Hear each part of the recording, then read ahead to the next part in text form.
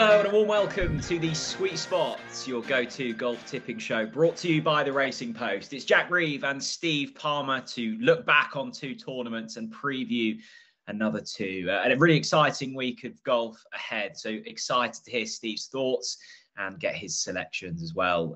Steve, are you bunkered down? I think Storm Debbie has got hold of Weymouth at the moment, hasn't it? Yeah, an enormous amount of rainfall in Weymouth today. I am getting a bit concerned. I mean, we're here to chase bags of sand, aren't we? Bags of sand is always our target when we're betting, but I might need some actual bags of sand at the moment. I'm a bit concerned that the shed is going to get overwhelmed by the water. All the water's sitting outside there. I don't own any bags of sand, any actual ones. And I think I need to get hold of some because I'm a bit worried about leakage. It was, I felt slightly disappointed, Steve, because you like many of our viewers, you were getting stuck into me for owning a gas barbecue. And then prior to this episode, you came on and told me that you've got artificial grass. I mean, surely that's worse than a gas barbecue, isn't it? No, it's not. It's just artificial grass is a good reason for having artificial grass. It means you don't have to cut the grass, which is one of the most horrific jobs you have to do in the Western world. Just cutting the grass is so laborious. And at this time of the year, cutting muddy, horrible, wet grass is particularly difficult and danger of electrocution. There's all sorts of reasons to have artificial grass, but there is one small problem with artificial grass is it obviously doesn't allow the rain to go through as easily as real grass. So yeah, I'm getting my comeuppance a little bit for my laziness, I guess. But no, gas barbecue is definitely the greater crime, and I hope you are soundly vilified on social media for that. You call it laborious, I call it therapeutic. Let's look back on last week's tournament, and let's start in Bermuda, actually. The Bermuda Championship won by Camilo Villegas. We talked him up, Steve. It's been a remarkable journey for him. I loved his interview where he's kind of, asked post round. He's just won his first win in 9 years. How are you feeling? And he just said, I love this game, man. And I thought, what a brilliant way to sum it up. An incredible journey from Villegas, and remarkable to get a win on the board. I don't think too many would have predicted that at the start of this year. What a man. Yeah, what a man. What a comeback. I mean, I'm glad we get the chance to speak about him again, because I told you afterwards I was getting my dates muddled up last week because I had 2014 in my head because that was his last victory. But of course, his first victory was 2008. That was the BMW Championship that I mentioned was in 2008. And then he won the Tour Championship 3 weeks after that. So, yeah, basically, Camilo Villegas peaked 15 years ago when I was backing him. I haven't backed him much since, but he has to become back on the radar now, doesn't he? Because there was nothing fluky about that performance. It was an awesome performance. He dropped only 3 shots all week, back-to-back 65s over the weekend. He was first for greens in regulation. Over those closing holes, he's in a tight duel with Alex Noren. Villegas was 2 under par for the final 4 holes. He just seems to have nerves of steel now, doesn't he? And he's spoken about this afterwards. When you've come through what he's come through, golf isn't going to make you nervous, is it, Jack? So I think you could make a case for saying Villegas now has got the best temperament in the sport, because he's not going to get nervous about a silly little thing like golf. So he's massively on my radar going forward now because of that mental resilience. I mean, he's made a few swing changes as well. He was talking about he's got a new swing coach, made a few swing changes, top for greens and regulation. But that mental resilience, it's the greatest quality a human can have, in my humble opinion. It is mental resilience, and fortunately, that tournament, the Bermuda Championship, finishes at a sensible time for UK viewers, doesn't it? So it was an early evening finish, and I got the chance to watch it, the final hole, with my daughter. And I got to, I'm always banging on about mental resilience to my daughter because I think it is the one trait you need to get successfully through life. And I explained the Camilo Villegas story and said this is an example of extreme mental resilience. And I needed to explain what's happening because I was all over the show. I don't know how you were, Joe. I was weeping. I was openly weeping. I bet your daughter didn't know what was going on. Did she? Well, no. Did she receive the story well?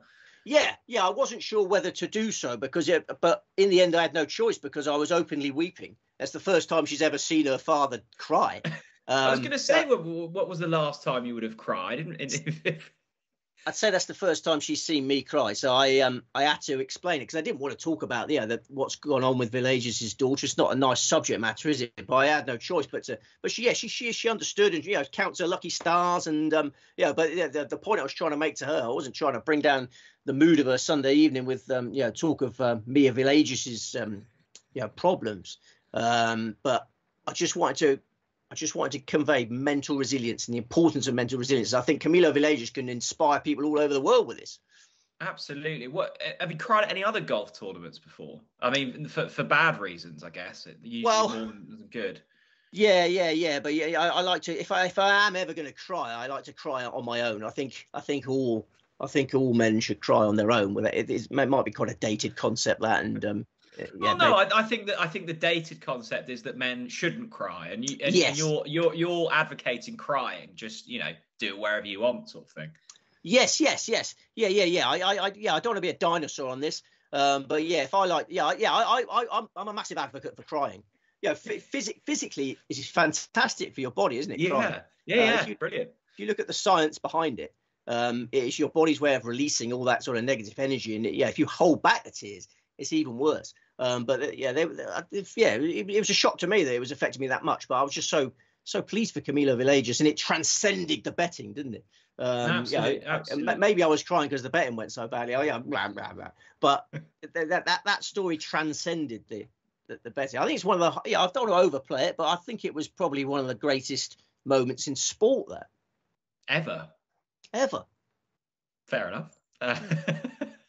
I'm so glad you mentioned the mental side of it, though, Steve. And I think we've discussed it a lot on the Sweet Spot over the past couple of weeks. I think he said in his interview after the round, that he's never felt so comfortable in pressuresome kind of situations. Yeah. And you could tell. I mean, he looked so cool and composed coming down the stretch.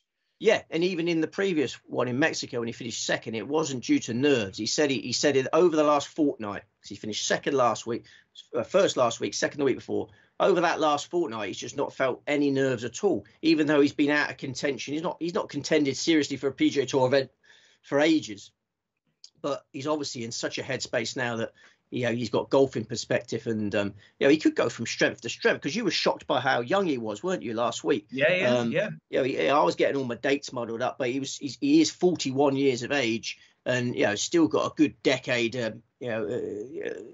Contending for big events now. He's going to get in big events, and he can contend for big events because as I say, he's so mentally strong, and he's got a short swing, isn't he? There's not a lot that can go wrong with that swing. It's not a swing that's going to get him any sort of injury problems as he gets older, I would say. Just a glorious golf tournament, and a story we can all learn from. Absolutely, and I know he's going to be really proud of you, Steve. Is former presenter of the Sweet Spot, Bruce Millington, because he always said, didn't he, you shouldn't let the performance of your bets ruin what is a good golf tournament. And I think you've overcome that problem. I think I have overcome that problem. I mean, Rasmus Højgaard got a place in the Nedbank, so that was useful. But it was a disappointing week punting wise. But it ended on an almighty high. Maybe I am becoming the man that Bruce wanted me to be. we're all growing. We're all growing as humans, Steve, and beautifully linked. Actually, you might as well do this as a solo show. Let's move over to the Nedbank. It was won by Max Homer fairly convincingly in the end. A final round 66 to win by 4. Had a couple of Danes chasing him down, but I mean, Max Homer's first professional win out. Great Danes going. That would be great telly. That would be entertaining, yeah. His first professional win outside of the US, and really putting himself on the elite stage. Yeah. It was amazing considering the preparation. And he got the focus. As soon as the golf tournament started, he had the focus, didn't he? I suspected he was in holiday mode, and he admitted he spent a lot of time looking at the wildlife in the build up, and he was excited to be so close to elephants and whatnot. So he was in holiday mode, but as soon as he put a tee in the ground, he went straight back into being one of the best golfers in the world, didn't he? I mean, he had no significant preparation. He hadn't played since the Ryder Cup, but he's really good, isn't he? And it doesn't matter if you don't know the course if you're good. It doesn't matter if you're rusty if you're good.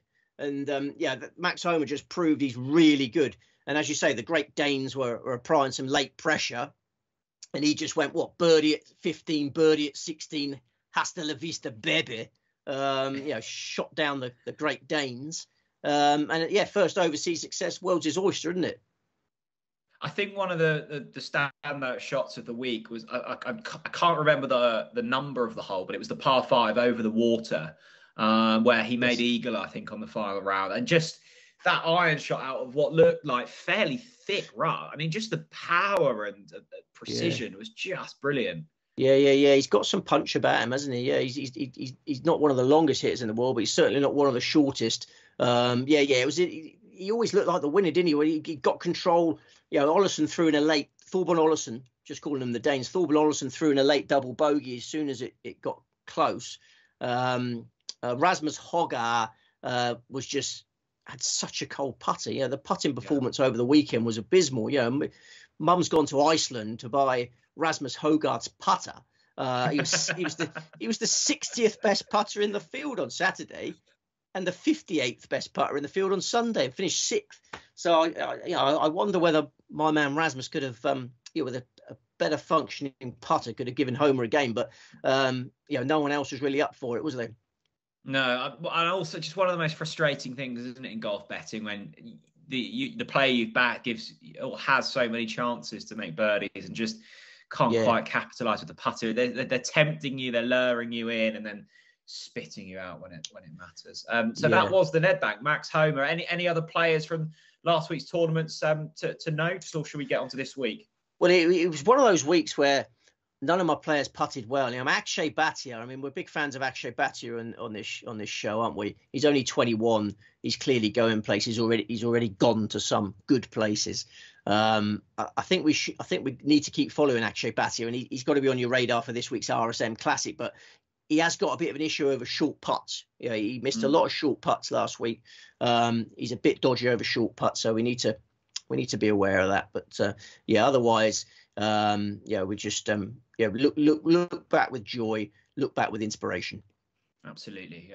Nicely said, Steve. Let's get on to this week's tournaments then. 2 really exciting tournaments, actually. We'll start in Dubai with the DP World Tour Championship at Jumeirah Golf Estates on the Earth course. Really looking forward to this one, the conclusion of the DP World Tour season. Steve, talk us through the course, and then we'll get on to the market leaders. Yes, the Earth course, Jumeirah Golf Estates, Dubai, United Arab Emirates, 7,675 yards, par 72, 4 par 5s. Only 3 course winners in the field this week, and all of them have won it multiple times. Rory McIlroy, 2-time winner. Matt Fitzpatrick, 2-time winner. Jon Rahm, 3-time winner and the defending champion. We've been here since 2009. Wide fairways, large greens. The winning score has been between 14 under par and 25 under par in all previous 14 editions. There's some breeze forecast on Thursday morning, but then it drops away. Sunny, warm and calm for the remainder. A field of 50 going to post, no cut.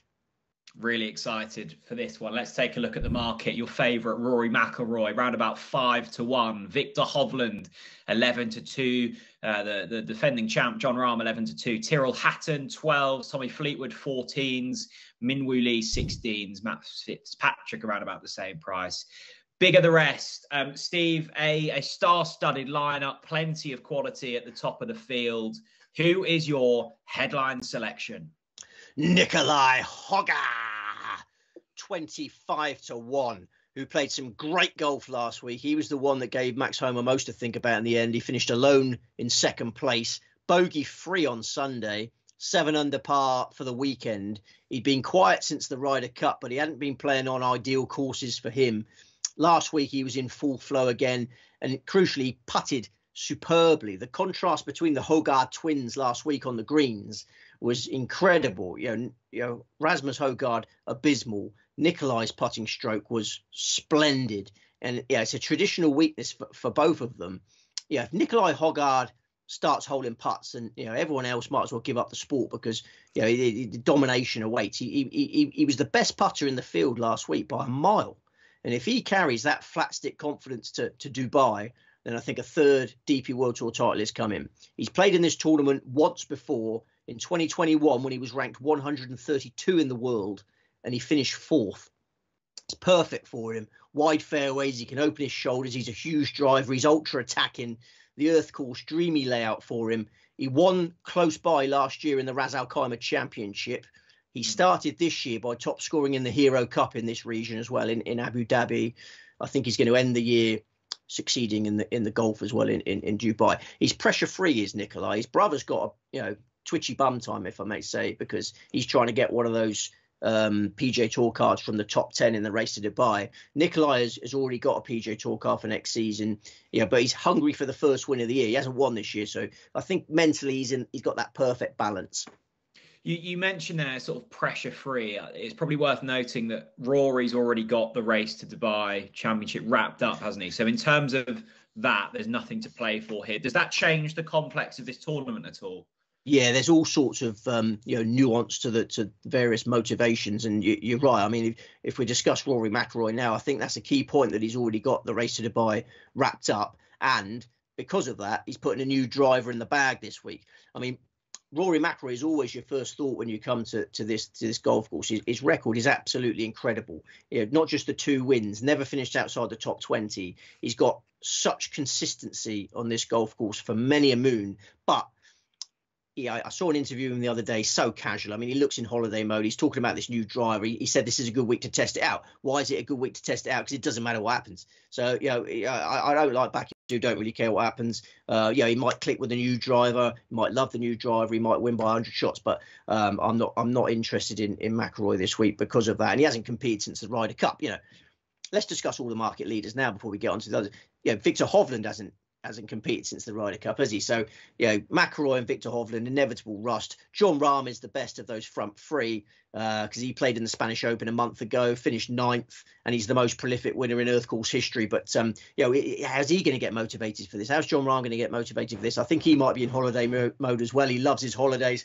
3 short prices, all can be avoided. Nicolai Hogar, much better value. Well, that's ripped apart all of my questioning for later on in the show, Steve. So thank you for that. I always forget to ask because I'm so excited to hear who your main pick is. How many picks for this event? We have 3. 3. Okay, so we're 1 down, 2 more to go. Who's up next? Next best is Min Woo Lee, 18-1. I've got 2 of the most powerful players on the DP World Tour on my side this week. There are only 4 players on the DP World Tour who average further off the tee than Nicolai Hogar and Min Woo Lee. I think the Earth Course sets up for bombers. I envisage a thrilling duel between Hogar and Min Woo on Sunday. Min Woo Lee, I mean, we all know how much I love Min Woo Lee. He's probably my favourite player.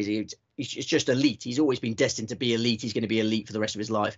He started the year with 2nd place in the Abu Dhabi Championship down the road. He was 6th in the Players' Championship at Sawgrass. He was 5th in the US Open. More recently, 7th in the Irish Open. Victorious with a 30 under par total in an Asian Tour event a month ago. You might have missed it on the Macau Open. That's Just obliterated that golf course.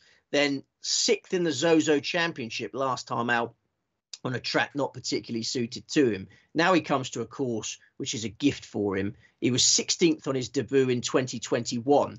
Bear in mind, he was exhausted coming into that event. He played in the final 7 DP World Tour events of that season. 16th was a decent effort in the circumstances. He was 12th last year. I think that improvement's going to continue. Like Nicolai, going for a DP World Tour hat trick. I can see a world dominated by Nicolai Hogar and Min Woo Lee, never mind a DP World Tour Championship. I think they're that good. And I would recommend responsible but passionate investments, each way investments in these 2, because the each way terms are amazing. You can get 50 odds the first 8 places with 2 or 3 firms. This is a 50 runner event with no cut. Hogar and Min Woo are going to enjoy 72 holes just to show how bloody amazing they are. The thing I love about Min Woo, Steve, is he's very cool, isn't he? He's not down with the kids, but when you need him to, there's a grit and there's a determination about him, and he puts all of his TikTok stuff aside, and he's laser focused on the challenge at hand. I mean, do you like his kind of TikTok antics? Let him cook. That's his kind of phrase, isn't it? That's it. Yeah. Well, he had a mullet on show in the Zozo. He deliberately styled his hair to get some attention. He's good. He is down with the kids. He's good at social media. He's just a really nice guy, isn't he? Social media is for nice guys. That's why you've got so many followers, Jack, isn't it? I think Minwoo is probably one of the nicest guys on the circuit. But you're right. That whole family, the whole Lee family, have this inner grit. His sister is a phenomenal golfer, isn't she? So the whole Lee family have been built around being nice guys, but they've got a little bit of killer instinct when they need it. That is the perfect combination, isn't it? Nice guy with a bit of nastiness in there somewhere. Nasty. Okay, Minwoo Lee. I'm so glad you put Minwoo Lee on there. I was hoping you would. Third and final pick for the Earth course in Dubai. Yeah, we've got a 3-pronged each way attack because I think the front three are taking such a big chunk out of the market, but I think they're very short prices, and I think the value lies just below them.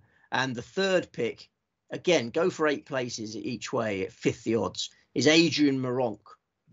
Adrian Meronk is at 28-1. He is third in the race to Dubai. He's entirely comfortable in high-class events like this one now, but almost certainly more motivated than the 2 names ahead of him in the race to Dubai, Rory McIlroy and Jon Rahm. I don't know. They might be away with the fairies here. Meronk will be fully engaged in this tournament. He's a 4-time DP World Tour champion with a chip on his shoulder, which we've discussed at length. What better way to prove that you should have been on that European Ryder Cup team than to win the DP World Tour season finale? He won the Andalusia Masters at the end of last month. He was 15th in the Nedbank last week. He's one of the most complete drivers on the circuit, long and straight. He's top of the DP World Tour total driving stats. And that lays a strong foundation for the Earth course. He was 32nd on debut in 2021, 7th last year. He shot Saturday 65 last year, Jack. So that proved that he's got the track sussed on his second visit. He was 4th in the Dubai Desert Classic last year. He was 3rd in the Qatar Masters last year. He was 4th in the Ras Al Khaimah Championship this year. This is a proven desert rat. He lives in Dubai in the winter. He bases himself in Dubai in the winter months. Little Meronky could be looking down on the rest on Sunday for sure. I think until you play some of these courses, or at least walk the courses, you don't realise just how, 1, tough, and 2, the Earth course in particular, how long. I mean, this is a brute of a course, and hopefully Meronk and Minwoo and co can take it apart. They've got that little plaque on the Earth course, haven't they, on 18, of where Henrik Stenson put it on. I think he hit like 5 wood or something, or 3 wood into 18, and it's just so far away. You when you watch it on the telly, you don't quite realise how powerful these guys are, but it is remarkable. It's a big boys course, isn't it? It's a big boys course, if that's not being sexist. It's a big girls course. It's a big boys, big girls. It's a big people's course. It's a big people's course. And you've played there, haven't you? I mean, I haven't. And you have, and I'm jealous. And are you a big boy? Well, I think probably in the wrong places, Steve. Bold claim. But you do need to be a big boy, because we played it off the back tees, and on 18 it was into, because it gets gusty around there as well. And it was like we could barely reach the fairway. It was an absolute brute. Carries. Yeah, exactly. Yeah, no, it's a proper big boys course, isn't it? Absolutely. Okay, that's enough of the DP World Tour. Let's move over to the PGA Tour. It's the RSM Classic. Steve, this one over 2 courses. Talk us through it. Absolutely, yeah. The Seaside course and the Plantation course, Sea Island Resort, Georgia. The Seaside course is a 7,005-yard par 70. The Plantation course is a 7,060-yard par 72. The field is split over the 2 courses for the first 2 days. So they have 18 holes at the Seaside, 18 holes at the Plantation. Then the cut makers come back to the Seaside course for the final 36 holes. At least 14 under par has been needed to top the 72-hole leaderboard in this event. I think scoring will be good again this year, because the turf is so soft. There's been flood warnings in this region this week. I think some of the finesse, which is usually required to succeed at the Seaside course, will not be needed this year. There won't be much run on the ball. I think they'll be throwing darts. So the only proper wind of the week comes on Thursday, according to my sources. Similar to Dubai, actually, a little bit of wind Thursday, and then everything drops away. Maybe playing the Plantation course on Thursday could be a small advantage, because a little bit less exposed. We've got a field of 156 going to post. Okay, let's take a look at the top of the market then. Ludwig Eberg is your favourite. We're getting used to that, aren't we? He's around about 14 to 1. Russell Henley, similar price. Brian Harman, 18 to 1. Let's see what he's all about this week. Cameron Young, 18s. Corey Connors, 22s. JT Poston, 28s. Bigger the rest. Steve, an important tournament for some this week as well, because it's the last event of the kind of FedEx Fall Series, isn't it? So for those, seeking playing privileges in 2024, it could be a big week for those guys. Yeah, there's all sorts of status issues, all different motivations for different players. There's no more PGA Tour events in this year. We've got the Hero World Challenge, which is just a sort of gathering for the elite. Lots to play for. Okay, how many picks for the RSM Classic, Steve? 3 in this. It's a 3-3 formation. Oh, that's a nice formation to go for. And who is your bit headline like Tottenham's, pick? A bit like Tottenham's at the end of that Chelsea game. that was a 0-9, or how many players they had left on the pitch, wasn't it? Yeah. Yeah, I thought Ozzy Ardiles was back in charge. But yeah, all good fun. Who's the main pick for this, Steve? It is Ludwig Aubert. 14 to 1. The time has come.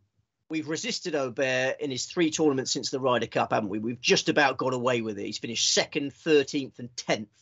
But this week, he becomes a PGA Tour champion. I saw an interview with Aubert a few weeks ago when he was outlining his schedule for the remainder of the year. And there was a real twinkle in his eye when he mentioned the RSM Classic. Yeah, I think it was revealing. He was waxing lyrical about Sea Island. He was clearly looking forward to this event above all the others. He said how much he loved the course. He won the Jones Cup, which is a prestigious amateur event on Sea Island in 2021. Different course, close by. That got him into the RSM Classic in 2021. He missed the cut, but he was still an amateur then. He was world number 883. He makes his RSM Classic return this week as world number 53 and rising. He'll probably be a top 10 player in the world, surely by the end of next year, if not before. He's already won on the DP World Tour. He's already been an integral member of the European Ryder Cup side. He's only been a pro for 5 months. Now it's time for PGA Tour breakthrough. And then next year, he's going to contend for majors, I feel. Yeah, it's all happening fast for Ludwig Aubert. But this is what happens when you're a generational talent, Jack. I think we'll look back on this moment. We'll probably play this sweet spot to our grandchildren in years to come, Jack, and we'll laugh like hyenas. Yeah, did you remember the time when we backed Ludwig Aubert at 14 to 1 for the RSM Classic? It's I can't believe he's only been in pro for 5 months. It feels like it's been about 5 years, doesn't it? It's incredible. Yeah, well, he's achieved so much already, hasn't he? But I think this is the moment to strike, and I think we're going to be guffawing in years to come about 14 to 1, because I absolutely love this early money. Most times I get really frustrated about coming to the party late, in golf punting terms, because most golf punters go bananas on Mondays, like blah, blah, blah, blah, blah. And then by Tuesday, which is when Sweet Spot comes out, we have to. The market has matured, and normally it winds me up because I miss obviously some great prices. But this time I'm loving it because Russell Henley is being backed off the boards for the RSM Classic. Russell Henley is joint 14 to 1 favourite with some firms for the RSM Classic with Ludwig Aubert. I mean, Russell Henley's mantelpiece. Let's talk about mantelpieces like we do. Who's going to have the bigger mantelpiece at the end of their careers, Russell Henley or Ludwig Aubert? I mean, Ludwig Aubert is going to have to buy a new house to fit all of his silverware in. He's going to have a trophies house next door to the house he actually lives in. Whereas Russell Henley, I mean, come on. It's I'm just imagining a house solely for trophies. Yeah. You sort of have the smaller ones upstairs, so when people walk in, he'll have the Open, he'll have the claret jug there, and he'll have nice big PGAs, and then as you go up, you might have the 2023 RSM Classic in the spare bedroom. Well, this is the funny thing. I mean, Tiger Woods, we get another chance to talk about Tiger Woods there, which is always good fun. Because when Tiger Woods was recovering from his accident, Rory McIlroy went round to visit him. Do you remember that? Rory McIlroy went round to visit him, and he couldn't believe that he only had his trophies for the majors. Like, he didn't give a monkeys about all his other trophies. So he had his major trophies out on show in his house. And Rory said, "Where's all the other ones?" He says, "I don't know. I'll give them away." He just didn't care about all the other ones. So I think Ludwig Aubert at this stage will proudly put up his RSM Classic trophy when he gets it on Sunday. But then as the years go by and he's got all these major trophies, maybe he'll turn into Tiger Woods and just say, I'll give that one to Vincent Norman or someone. I don't want that one. So, yeah, I think he's going to have such a bulging mantelpiece. And I think the time has come to strike. I was so pleased to get 14-1 because I don't think bookmakers have factored in the course conditions in that. I think it's going to be very soft turf, which means his driving. Ludwig Aubert's greatest strength. He's got so many, but it's driving, isn't it? And that he's going to be able to get the driver out this week, and it's going to be an effective club on lots of holes. And he's going to be firing darts at receptive greens. I don't think it's going to be the standard RSM Classic challenge, but even if it was, he would be a huge contender. He's just the best player in the field, isn't he? Brian Harman hasn't played for since the Ryder Cup. There's a lot of rusty players on show this week. I was just thinking back, Steve, when you mentioned we'll sort of watch this back in a few years' time. Go 14-1 for the RSM. I remember picking up. I don't know how I found it, but there was a clipping of one of your previews. I think it was from like the 2018 Mexico Open or something, and you put up Rahm at like 33-1. I don't think he won the event. And I was like, it's funny when you see prices next to names, you go, well, that doesn't happen anymore, I think he was 66-1 actually, 66-1. Was it 66s? Yeah, because he was very early on in his career, and we jumped aboard Ludwig when he was going off 50-1 a few weeks back. We're obviously never going to get big prices about him again. But this might be the last time we get 14-1 because as soon as he starts winning trophies, he's going to flow. And he's got a huge carrot this week because he's 53rd in the world rankings. You get in the top 50 by the end of the year, you get in all the majors next year. So, I think as I saw that twinkle in his eye, I hope it pays off because I watched that interview and I saw the twinkle. And ever since that, I thought, blimey, he's well up for the RSM Classic. And here we are. Large carrots, bulging mantelpieces. Ludwig Aberg is the favourite, and also Steve Palmer's selection for the RSM Classic. 2 more to go, Steve. Who's up next? Davis Thompson is your next best, who was battling with Aubert for that Jones Cup I mentioned in 2021. Aubert birdied the final hole to beat Thompson by a shot. Thompson was Jones Cup runner-up as well in 2019, and he won it in 2020 by 9 shots. So he had form figures of 2-1-2 in that event. And he was the king of Sea Island in his college days. Aubert was buzzing about beating Davis Thompson in his own backyard because Thompson he's a former world #1 amateur. He was a star at the University of Georgia. He still lives close to Sea Island on St. Simon's Island. These are known as the Golden Islands of Georgia, I believe. They're all right next to each other. I mean, since Sea Island is essentially in St. Simon's Island, it's all very complicated geography, but basically, Davis Thompson's playing in his own backyard here, and he knows the seaside course like the back of his hand, Jack. He's got about 150 rounds under his belt there. And I think this is the week he finally delivers a big performance in the RSM Classic. It hasn't happened yet. He was 23rd on his RSM Classic debut in 2019, but he hasn't made a cut since. And I think there's a weight of expectation which he has in this tournament. His father is the tournament director.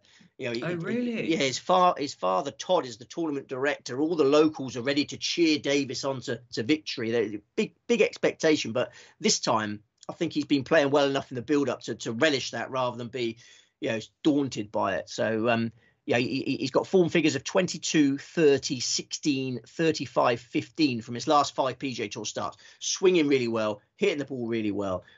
We saw him in the you must remember the American Express when he was in that duel with John Rahm at the start of January this year. January this year. He had that long putt on the 17th, I think it was, and he left the flagstick in, and it clunked into it. We've discussed it before. So he's come close. He had a duel with John Rahm and was narrowly beaten. Who's he going to have? It might be a duel with Ludwig Aubert this Sunday, and it'll remind them both. But they'll both be comfortable with that. It'll remind them of that 2021 Jones Cup duel. I bet it's in the front of their mind already, Steve. It will be. Yeah, it probably is. But 60-1 Davis Thompson. Yeah, big price. Is having your father as the tournament director sort of the equivalent of your dad coaching your junior football team? Will he be given sort of preferable tea times and nice sandwiches in his packed lunch and stuff? I'd like to think so. Yeah. You'd like to think that would guarantee a set of tee times, but then maybe go the other way, and he won't want to be accused of nepotism. Is that the right word? That is, yeah.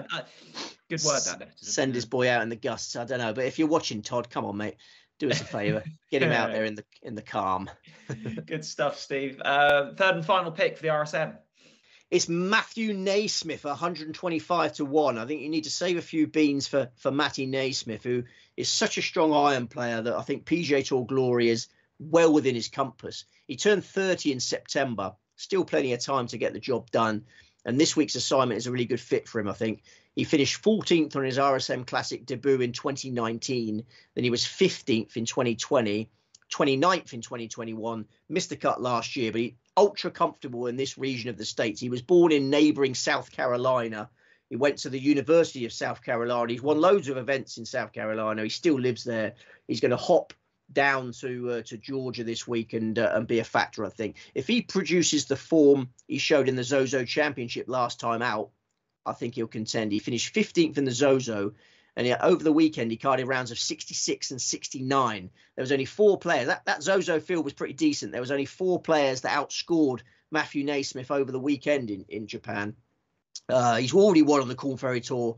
Yeah, I think at those prices you have to have an each-way bet on Matthew Naismith.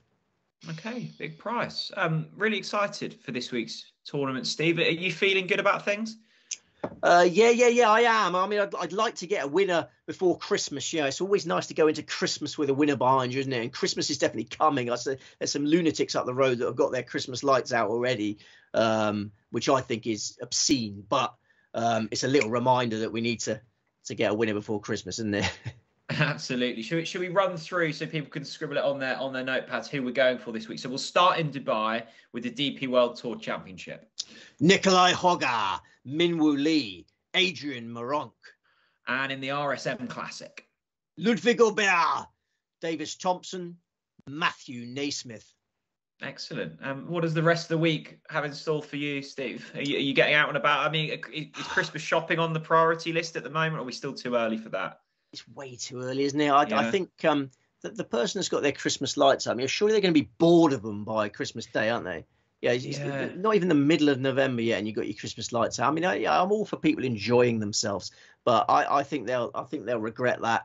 No, Christmas shopping would certainly not be on my agenda. Got to get some sandbags to sort out this issue in the shed, because if I get a leakage in the shed, then that's going to cause huge issues. So my priorities are getting some sandbags and perhaps go for another run. I've actually the wife has cajoled me into this couch for 5K thing, which I know is all the rage, isn't it? And I was very doubtful at first and thought I wouldn't be able to get on with it. And I know I've got a very my knees get very swollen if I do any sort of exercise. But I've done 2 runs so far, and you can get Steve Cram in your ear. This is what I really like about I was going to say, who are you getting to kind of talk to you in nice ways? It's Steve Cram, and as soon as that was, the wife has sold this to me, and I thought listening to music was dangerous when running, because you just run into a car because you can't hear it. But the wife has done a great job in motivating me, because you just have one in your ear, then your other ear is used for